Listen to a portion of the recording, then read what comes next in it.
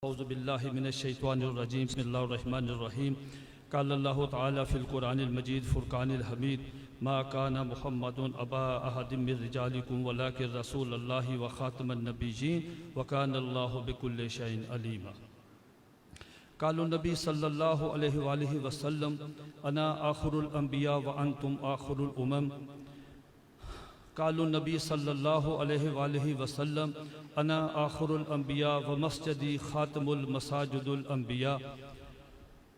क़ालु नबी सल्लल्लाहु अलैहि वसल्लम अन्नहु सयकून फ़ी उम्मती कज़्ज़बूना सलासूना कुल्लुहुम यज़अमु अन्नहु नबिय्युन व अना ख़ातमुन नबिय्यीन ला नबिय्य बाद। इंतहाई वाजिबुल एहतराम भाइयों, दोस्तों, अजीज़ों, हकीकत बात यह है, ईमानदारी की बात यह है कि पिछले कुछ 10-15 साल से मैं किसी भी कॉन्फ्रेंस पे तकरीर के लिए नहीं जाता। मैं बार काउंसिलों में, कॉलेजेस में, यूनिवर्सिटीज़ में प्रोफेसर हजरात, स्टूडेंट्स मुझे बुला लेते हैं। ये मेरा मजाज कॉन्फ्रेंस का ज़रा और मजाज होता है। ये मेरे मोहसन, मेरे मखदूम और पूरी मिल्लत इस्लामिया के लिए फ़ख्र है कि जनाब कारी ज़वार बहादुर साहब मेरे लिए बहुत बड़े एजाज़ की बात थी कि उनका टेलीफोन आया, मैं उनको इनकार नहीं कर सका और मैं यहाँ आ गया। वो शायर ने कहा था कि मुझे कसम है बज़्म में रौनक, मैं आया नहीं हूँ लाया गया हूँ। तो ये इनकी मोहब्बत है, इनकी मोहब्बत में इनकी हुक्म की तमील करते हुए यहाँ हाज़िर हुआ हूँ। मेरे जनाब नसीर साहब, हमारे नूरानी साहब, बहुत बड़े आलिम दीन, जनाब तसद्दुक़ हुसैन साहब की तो बेशुमार किताबें, उनकी किताबें पढ़ के मैं आपको अपना सबक सुनाना चाहता हूँ। जनाब जुवेद नईम नूरी साहब फेसबुक के बाबा जी हैं और जनाब फैज़ साहब, हाशमी साहब, सब हमारे दोस्त, अल्लाह इनको बहुत खुश रखे। मैं इससे पहले नाम भूल गया, जनाब अज़हर साहब जो थे, अज़हरी साहब, इन्होंने इनकी बात को थोड़ा सा आगे बढ़ाता हूँ। जब मौलाना, ये हमारी जमीयत उलमा पाकिस्तान जो है, शायद आपने उसकी तारीख़ अगर पढ़ी है तो बहुत अच्छे, नहीं पढ़ी तो तारीख़ ज़रूर पढ़िएगा कि पाकिस्तान में कोई भी सियासी या कोई भी मजहबी, ख्वाह वो निज़ाम मुस्तफ़ा की तहरीक हो, तहरीक ख़त्म नबूवत 1953 हो, तहरीक ख़त्म नबूवत 1974 हो, तहरीक ख़त्म नबूवत 1984 हो, उसमें जमीयत उलमा पाकिस्तान ने हमेशा कलीदी किरदार अदा किया। बाकी बुज़ुर्गों का, हमारे अकाबरीन को तो उनका है ही है, लेकिन मैं समझता हूँ कि जब भी पाकिस्तान की गैर जानबदाराना तारीख़ लिखी जाएगी उसमें हमेशा मुअर्रिख़ अपने कलम से मौलाना शाह नूरानी रहमतुल्लाह को और जनाब मौलाना अब्दुस साक़ खान न्याज़ी रहमतुल्लाह को अपने कलम से खराज तहसीन पेश करेगा। हज़रत बात कर रहे थे 1953 की तहरीक ख़त्म नबूवत में मौलाना अब्दुस साक़ खान न्याज़ी रहमतुल्लाह अलैह कि उनको फांसी की सज़ा हुई, तो मैं उनकी बात को आगे बढ़ाते हुए कि जब हज़रत को फांसी की सज़ा सुनाने के बाद सज़ाए मौत हुई, फिर उनकी सज़ाए मौत जो है उम्र कैद में तब्दील हो गई और उसके बाद फिर वो गालिबन को सवा दो साल के बाद जब रहा होने के बाद बाहर आए, तो बाहर आके उनको अखबारी नुमाइंदों ने पूछा कि हज़रत आपकी उम्र कितनी है? तो मौलाना अब्दुस साक़ खान न्याज़ी ने कहा कि मेरी उम्र 2.25 साल है। तो अखबारी नुमाइंदों ने कहा हज़रत 2.25 साल? कहा कि जो उम्र हुज़ूर अलैहिस्सलातु वस्सलाम की ख़त्म नबूवत के तहफ़्फ़ुज़ के सिलसिले में फांसी की कोठरी में गुजरी है, वही असल उम्र है, बाकी शर्मिंदगी। ये हमारे बुजुर्ग थे। मैंने मौलाना शाह नूरानी रहमतुल्लाह को बहुत सुना, उनकी तकरीरें ख़त्म नबूवत कॉन्फ्रेंस रबुआ चनाब नगर में उनको देखा, बातें की, उनसे रहनुमाई ली, उनकी शफ़क़त। हज़रत जब कुरान मजीद की तलावत करते थे स्टार्ट में तकरीर से पहले, तो ईमानदारी की बात है, ऐसे मालूम होता था कि जैसे कुरान मजीद का नुज़ूल हो रहा है। और क्या खूबसूरत गुफ्तगू। मैं उनकी, हज़रत ने उनकी भी बात की, मैं उनकी बात को आगे बढ़ाते हुए कि 30 जून 1974 को कौमी असम्बली में हज़रत मौलाना शाह नूरानी रहमतुल्लाह ने, जो हमारी अकाबर हैं, उन्होंने जब ये करारदाद पेश की, तो उसके बाद जब 13 दिन की बहस हुई, जिरा हुई मिर्ज़ा नासिर पे और उनको गैर मुस्लिम अक़लियत करार दिया गया, तो मौलाना नूरानी रहमतुल्लाह किसी के घर में खाने पे दावत थी, तो वहाँ पे कादियानियों का एक वफ़द उनको मिलने के लिए आया। कहा कि हमने मौलाना नूरानी रहमतुल्लाह को मिलना है। तो मौलाना को इतला दी तो हजरत ने कहा कि उनको बुला लें। तो ये लाहौरी ग्रुप था, तो लाहौरी ग्रुप ने कहा कि हजरत आपने अपनी करारदाद में जो लिखा है कि कादियानियों को गैर मुस्लिम अक़लियत करार दिया जाए, हम लाहौरी जमात के लोग हैं, हम मिर्ज़ा गुलाम अहमद कादियानी को मुजद्दद मानते हैं, हम आपसे दरख्वास्त करते हैं कि आप हमें वहाँ से निकाल दें, हम आपको 50 लाख रुपया देते हैं। मौलाना नूरानी रहमतुल्लाह ने जब बात सुनी और उन्होंने कहा, खबीसो किससे बात करते हो?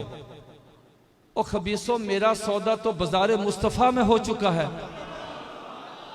और कहा कि तुम्हें ये जुर्रत किस तरह पैदा हुई है? अब आप अंदाजा लगाएं कि अगर आप 1974 में मैंने खुद गालबन 8 आने का 1 किलो दूध खरीदा था, आज 90 रुपए का और 100 रुपए के करीब ये दूध है, यानी उस वक्त का जो 50 लाख था आज अरबों करोड़ों का वो है।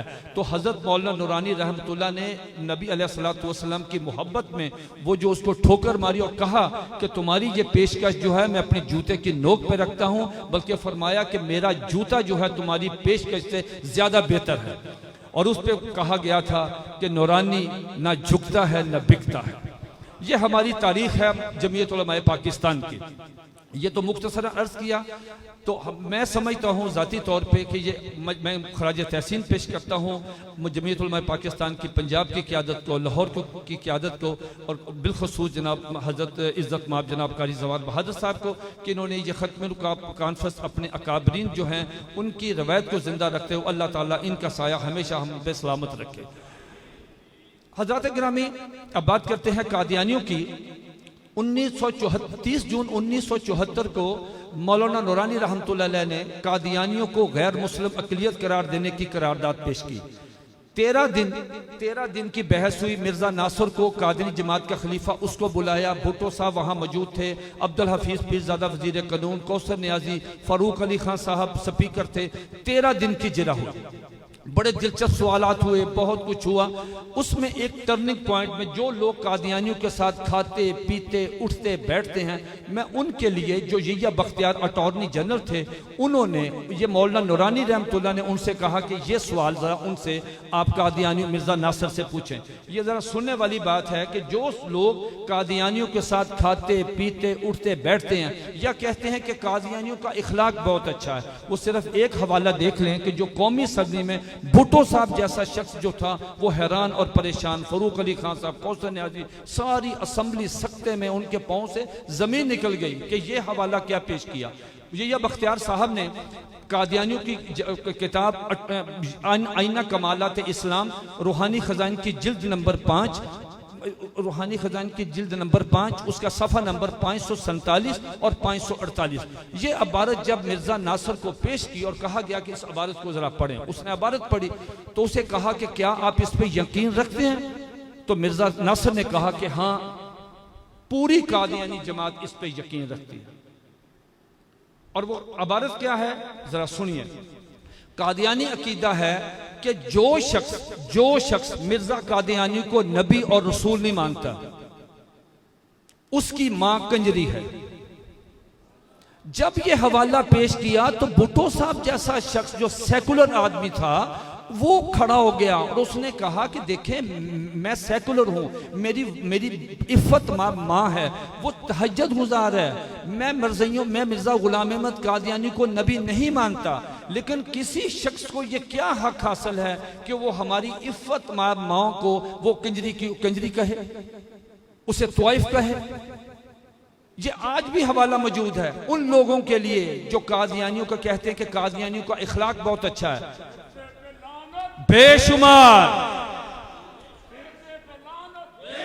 तो पूरी असेंबली ने वहां ये टर्निंग पॉइंट था। मैं उन लोगों के लिए जो कादियानियों के साथ सॉफ्ट रवैया रखते हैं, खाते हैं पीते हैं उठते हैं बैठते हैं, जरा कम अज कम साइड पे ले जाके मोबाइल खोलें, कादियानी की गूगल पे जाएं, कादियानी की वेबसाइट अल इस्लाम पे जाएं, वहां मिर्जा कादियानी की तस्वीर आएगी, उस पे लानत भेजें, क्लिक करें, 23 जिल्दें खुलेंगी, 5 नंबर जिल्द निकालें, सफ़ा नंबर 547 निकालें और देखें वो आपके मुताल्लिक़ क्या कहते हैं। इसलिए हम कहते हैं कि कादियानियों का मुकम्मल बाइकआउट करना चाहिए। नंबर एक, जब कादियानियों को 7 सितंबर 1974 को पूरी जिरा के साथ, पूरी बहस के साथ, पूरे दलाइल के साथ कादियानियों को पाकिस्तान के आइन की शिक नंबर 106 और 260, 106 और 260, इसके तहत कादियानियों को गैर मुस्लिम अक़लियत करार दे दिया गया पाकिस्तान के आइन में। अब कादियानी जो हैं वो नॉन मुस्लिम हैं, गैर मुस्लिम हैं, उनको शरी तौर पे तो वो पहले ही थे, लेकिन आईनी तौर पे, कानूनी तौर पे कादियानी पाकिस्तान के आइन के आर्टिकल 106 और 260 के मुताबिक वो गैर मुस्लिम है। हमारे अकाबरीन की मेहनत बहुत ज्यादा। उसके बाद 1974 में जब उनको गैर मुस्लिम अक़लियत करार दिया, इसके बाद क्या हुआ? इसके बाद कादियानी गैर मुस्लिम होने के बावजूद अपनी इबादत गाहों को मस्जिद कहते थे, मिर्जा कादियानी को नबी रसूल कहते थे, उसके साथ सल्लल्लाहु अलैहि वसल्लम लगाते थे, उसकी बीवी को उम्मुल मोमिनीन कहते थे, उसकी बेटी को सैयदतुन निसा कहते थे, उसके शहर को मक्का और मदीना कहते थे, उसकी बात को हदीस कहते थे, उस पे उन्हें उतरने वाली वही को कुरान का दर्जा देते थे। इस पे क्या हुआ? इस पे हमारे मौलाना अब्दुस्तार खान नासर न्याजी रहमतुल्लाह अलैह, अल्लाह उनकी कब्र को नूर से भर दे, उन्होंने तमाम उलमाए कराम को इकट्ठा किया और राजा जफरुल हक साहब जो उस वक्त वजीर कानून थे 1984 में, ज़ियाउल हक साहब की हुकूमत थी, उनके पास गए, उनसे कहा कि देखें तहरीक चलेगी, पूरे पाकिस्तान में लॉ एंड ऑर्डर की सूरत हाल पैदा होगी, ये हमारा जायज़ मुतालबा है कि वो आइन कहता है गैर मुस्लिम, तो वो मुसलमानों वाले शायर इस्लामी क्यों इस्तेमाल करते हैं? चुनाचे हजरत मौलाना अब्दुस्तार खान न्याजी रहमतुल्लाह की भरपूर कोशिशों से हुकूमत ने ताज़ीरात पाकिस्तान, ये ताज़ीरात पाकिस्तान हर थाने में मौजूद होती है, जिसे पाकिस्तान पीनल कोड कहते हैं। ताज़ीरात पाकिस्तान में दफ़ा 298C, दफ़ा 298C, मेरी आपसे दरख्वास्त है कि आप सब हजरात एक दफ़ा ये कह दें 298C। 298C क्या है? मिसाल के तौर पे ताज़ीरात, अगर अल्लाह ना करे किसी इलाके में कत्ल हो जाए तो उस पर लगती है, कौन सी दफा लगती है? 302। वो ताज़ीरात पाकिस्तान में लिखा हुआ है, वो आपकी तरफ से नहीं दफा लगनी, वो कानून कहता है उस पर 302 लगेगी। इसी तरह अगर कोई शख्स आपके साथ फ्रॉड करे तो कौन सी दफा लगेगी? 420। तो 420 उसी ताज़ीरात पाकिस्तान में लिखा है। तो उसी ताज़ीरात पाकिस्तान में लिखा, अगर कोई कादियानी छोटा है, बड़ा है, औरत है, मर्द है, बच्चा है, बूढ़ा है, कारोबारी है, नौकरी करता है, अगर कोई कादियानी किसी मोहल्ले में, किसी शहर में, किसी दफ्तर में, अगर कोई कादियानी अपने आप को मुसलमान कहे, अपने मजहब को इस्लाम कहे, शायर इस्लामी इस्तेमाल करे, शायर इस्लामी में क्या है? कोई कादियानी किसी मुसलमान को अस्सलाम अलैकुम नहीं कह सकता, अगर कोई कुर्बानी नहीं कर सकता, शायर इस्लामी शादी कार्ड अपने बेटे की शादी पे कार्ड शाया करेगा, उस पे इंशाअल्लाह माशाअल्लाह बिस्मिल्लाहिर्रहमानिर्रहीम निकाह मसनूना कुछ नहीं लिख सकता। अगर लिखेगा जीम सीन मीम फे में जितने नाम हैं, दुल्हा दुल्हन और मुतमन्नी शिरकत, सबको 298C लगेगी और सब उनको 3 साल कैद की सजा मिलेगी।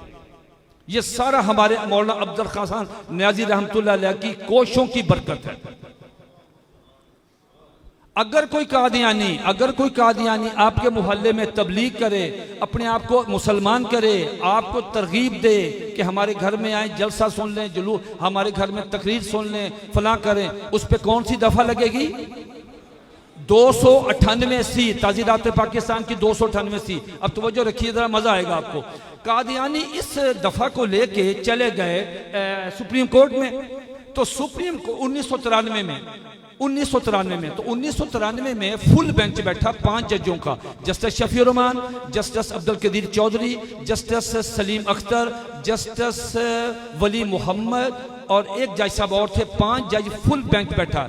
5 जजों ने सुप्रीम कोर्ट का फैसला, मेरी तमाम उलमाए कराम से दरख्वास्त है, दस्त बस्ता दरख्वास्त है, कभी टाइम मिले तो उस किताब को, उस फैसले को, उर्दू भी तर्जमा हो चुका, इंग्लिश में तर्जमा हो चुका, उर्दू में इंग्लिश तो है ही है, लेकिन उर्दू में इंग्लिश में उर्दू तर्जमा हो चुका है, उसको ज़रूर पढ़िएगा। वो इतना कमाल फैसला है, उसका एक एक लफ्ज़ जो है वो सोने से लिखने के बराबर है। टाइम थोड़ा, इसलिए मैंने 25 मिनट में बात ख़त्म करनी है। उसमें फैसले की आपको सिर्फ 3 या 4 चीज़ें अर्ज करता हूँ। उस फैसले में क्या है? वो फैसले का रेफरेंस है SCMR supreme court monthly review Zahiruddin बनाम सरकार 1993 पेज नंबर 171 17-18। ये पढ़ने वाला फैसला है, कभी टाइम मिले तो इसको जरूर पढ़िएगा। उसमें सुप्रीम कोर्ट ने जो बेहतरीन बात लिखी, 2 या 3 बातें मैं अर्ज करता हूं, पूरा टाइम थोड़ा मैं अर्ज करता हूं। सुप्रीम कोर्ट ने अपने फैसला में लिखा कि हम इस नतीजे पे पहुंचे हैं कि हर कादियानी खुआ वो बच्चा है, बड़ा है, छोटा है, बड़ा है, औरत है, मर्द है, मुरब्बी है, गैर मुरब्बी है, कारोबारी है, नौकरी करता है, हर कादियानी, ये सुप्रीम कोर्ट ने लिखा कि हर कादियानी सलमान रुश्दी है। ये लफ्ज लिखे हैं और सलमान रुश्दी वाजिबुल कत्ल है। अच्छा, क्यों लिखा? अब सुनिए कि लिखा क्यों।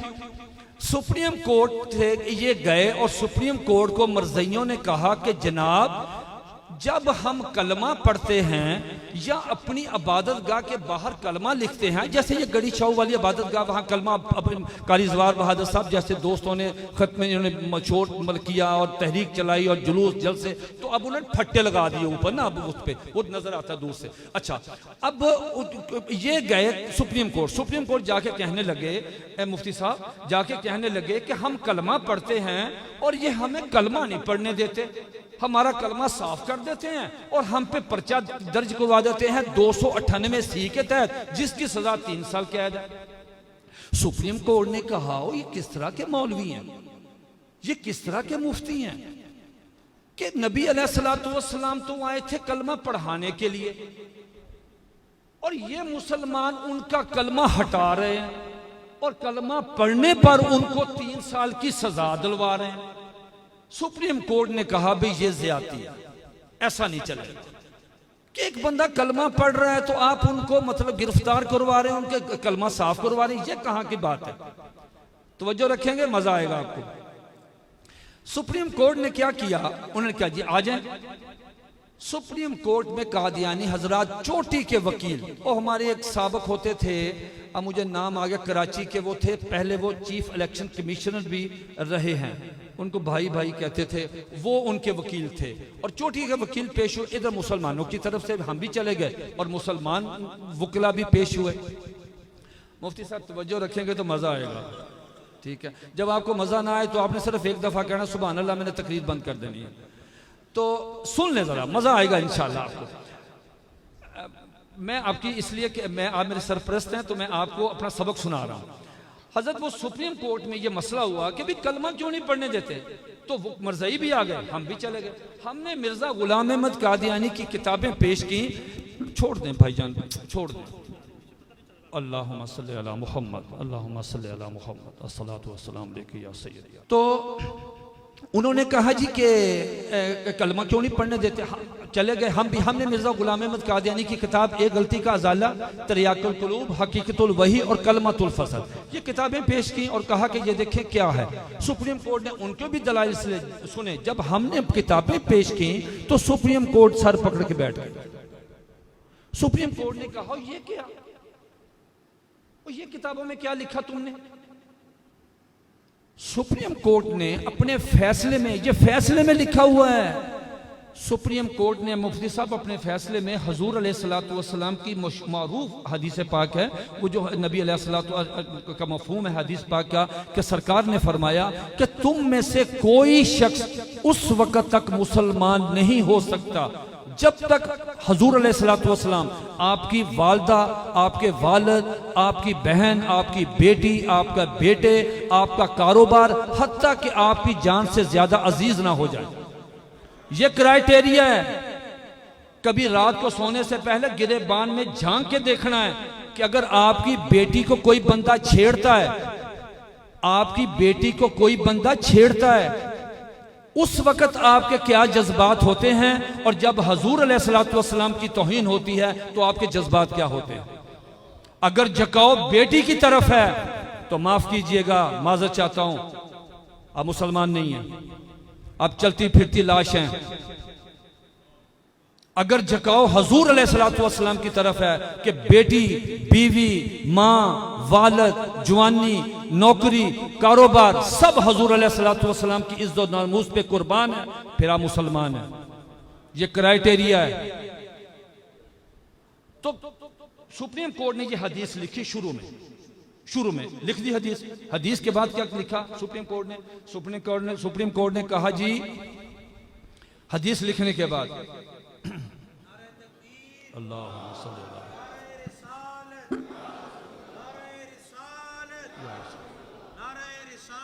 ठीक सुप्रीम कोर्ट ने हदीस पाक लिखने के बाद क्या लिखा, जरा सुनिए, मजा आएगा। सुप्रीम कोर्ट ने कहा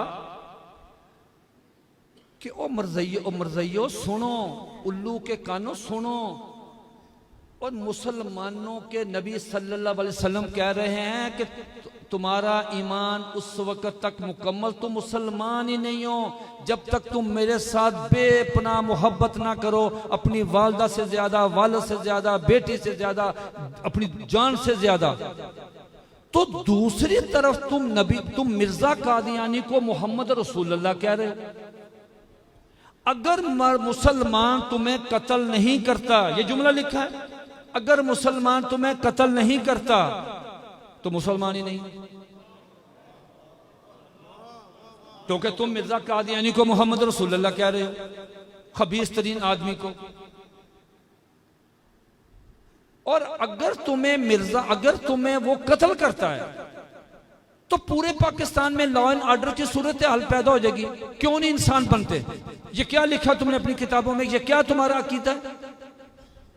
ये सुप्रीम कोर्ट ने लिखा। इस बिना पे कहा कि हर कादियानी मुसलमान रुचते। अब तीसरी बात गौर से सुनिएगा, मजा आएगा। तीसरी आखिरी बात, टाइम थोड़ा है। सुप्रीम कोर्ट ने कहा, ये कानून बना दिया। अब देखिए ना, जब हम पढ़ेंगे नहीं, इस तरह की महाफिल करवाएंगे नहीं, तो फिर आपको पता कैसे चलेगा? अब मेरा जाती ख्याल है कि आपके लिए कि ये नई बात होगी, जरा गौर से सुनिएगा। सुप्रीम कोर्ट ने कहा कि अगर कोई कादियानी शायर इस्लामी इस्तेमाल करे, अपनी इबादतगाह को मस्जिद कहे, अपने आप को मुसलमान कहे, मिर्जे को नबी रसूल कहे, मिर्जे की बीवी को उम्मुल मोमिनीन कहे, मिर्जे की बेटी को सैयदतुन निसा कहे, मिर्जे के दोस्तों को सहाबा कहे, शायर इस्लामी इस्तेमाल करे, तो उस पे दफा लगेगी 298 सी, ताज़ीरात पाकिस्तान की 298 सी, उसकी सजा 3 साल कैद है। लेकिन अगर किसी कादियानी ने कलमा पढ़ा, अगर किसी कादियानी की इबादतगाह के बाहर कलमा लिखा पाया गया, अगर किसी कादियानी की दुकान पे कलमा लिखा, अगर किसी कादियानी ने अपने घर के बाहर कलमा लिखा, तो उस पे 298 सी नहीं लगेगी, उस पे 295 सी लगेगी, जिसकी सजा सजाए मौत है।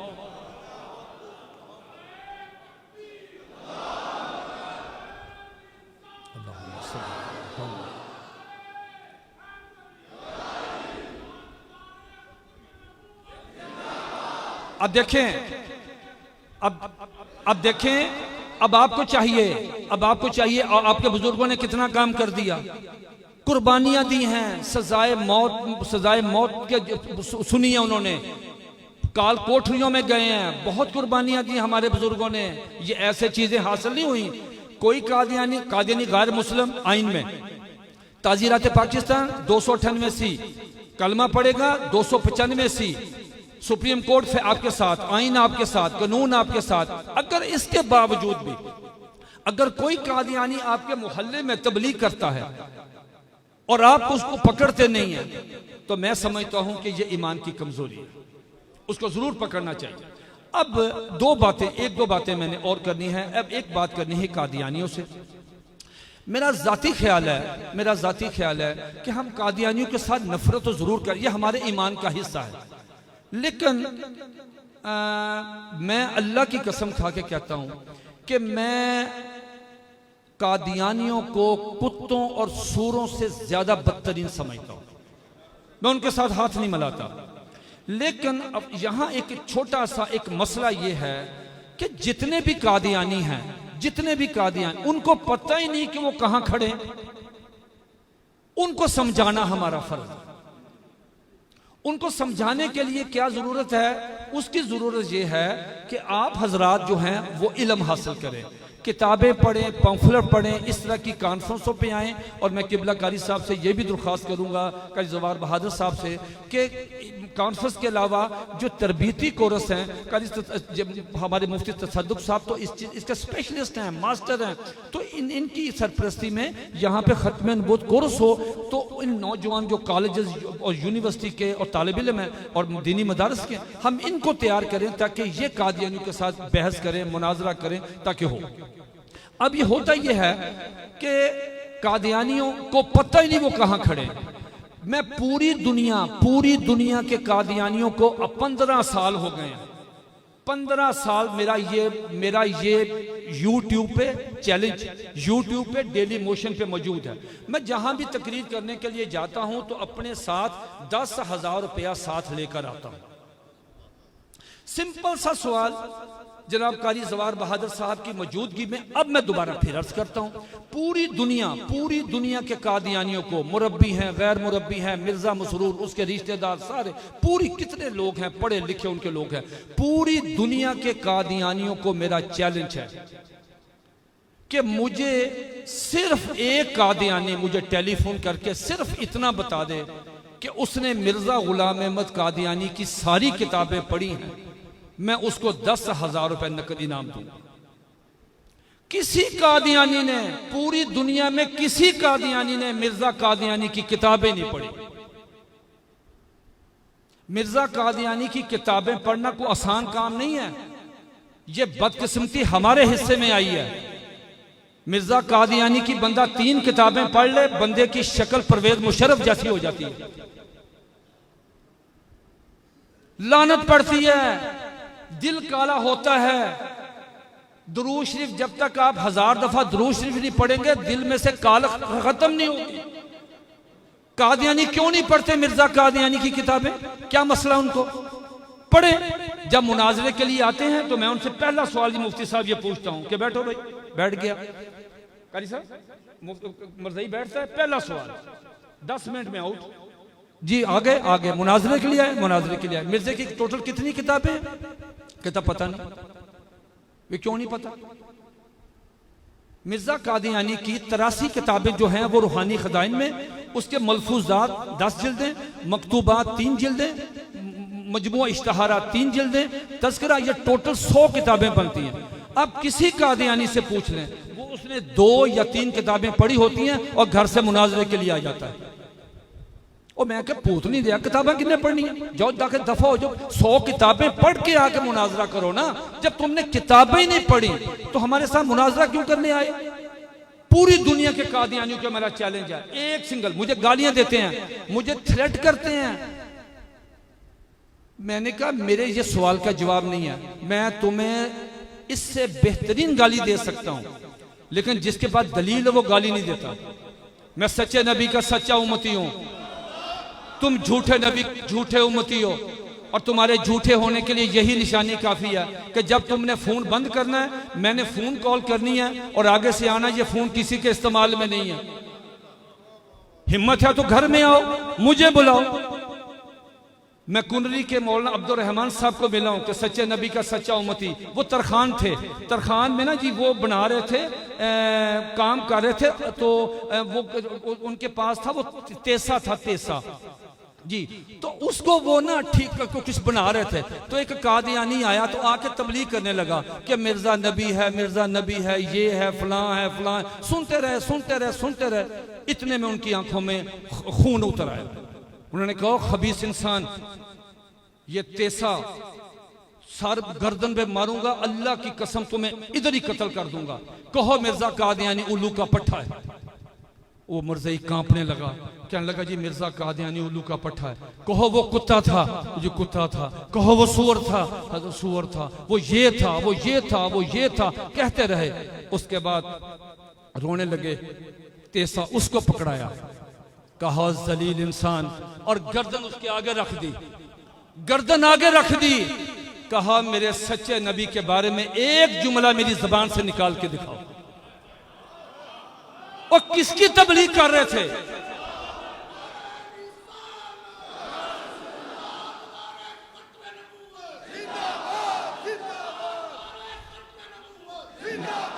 क्या उनके किसकी तबलीग कर रहे थे?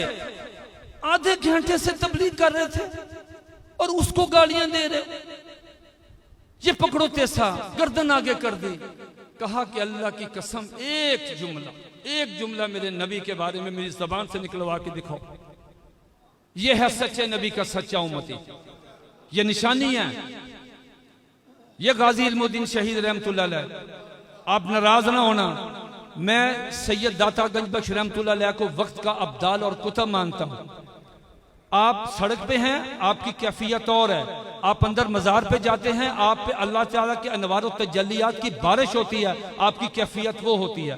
मैं अल्लाह की कसम खा के कहता हूँ कि मैं हजूर दाता गंज बख्श रहमतुल्लाह के हजूर जब पेश होता हूँ, जो मैं अनवार और तजल्लियात की बारिश के कतरे अपने जिस्म पे महसूस करता हूँ, मैं वही कतरे गाजी इल्मुद्दीन शहीद रहमतुल्लाह की जब बारगाह में जाता हूँ तो वही महसूस करता हूँ।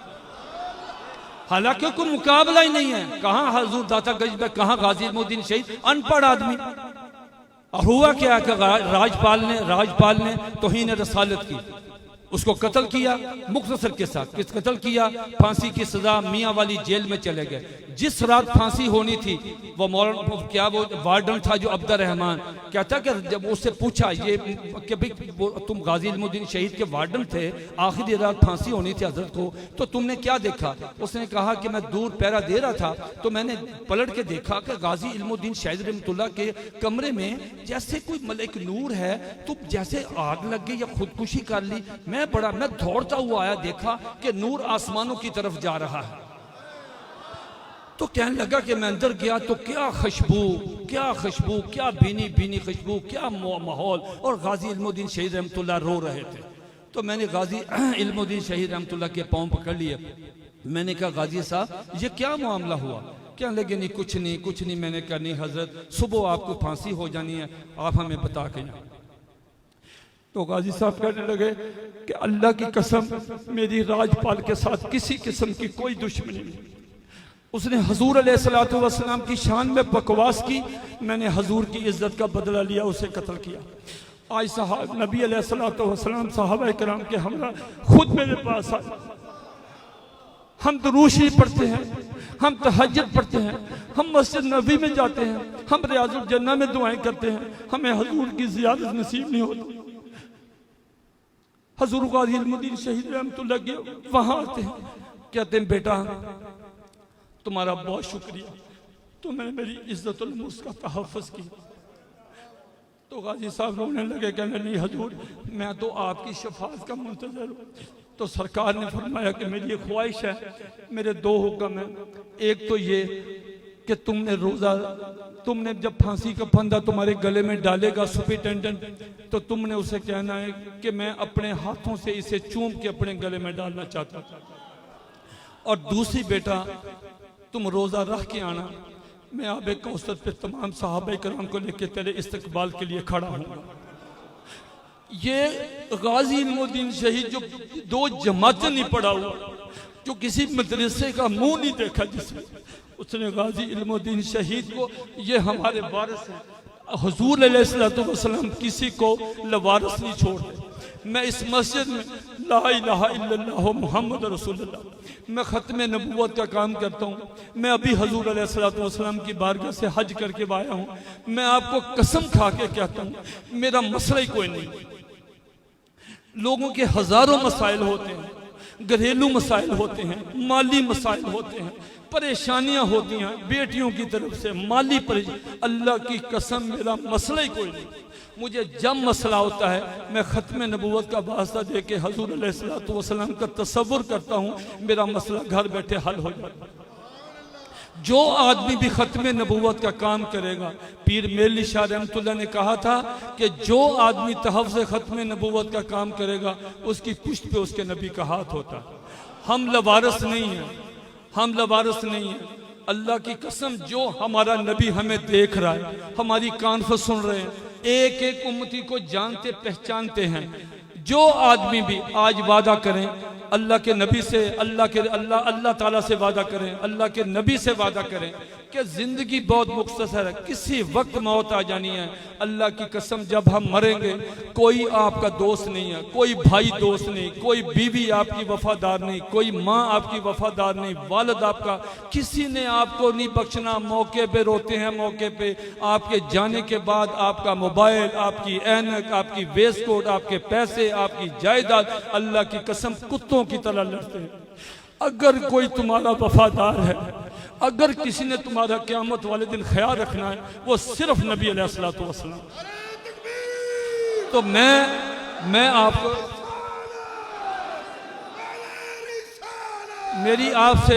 मेरी आपसे दरख्वास्त है, अल्लाह की कसम वो बड़ा लजपाल नबी है, बड़ा लजपाल नबी है। वो कुछ नहीं, अगर नबी अलैहिस्सलातु वस्सलाम की इज्जत व नामूस इस दुनिया में, इस ज़मीन पे महफूज नहीं है, हमें जिंदा रहने का हक हासिल है। हमें जिंदा मौत से अल्लाह की कसम बड़े बड़े बंदे भाग जाते हैं। अब दस्तार खान न्याजी साहब की तारीख पढ़िए।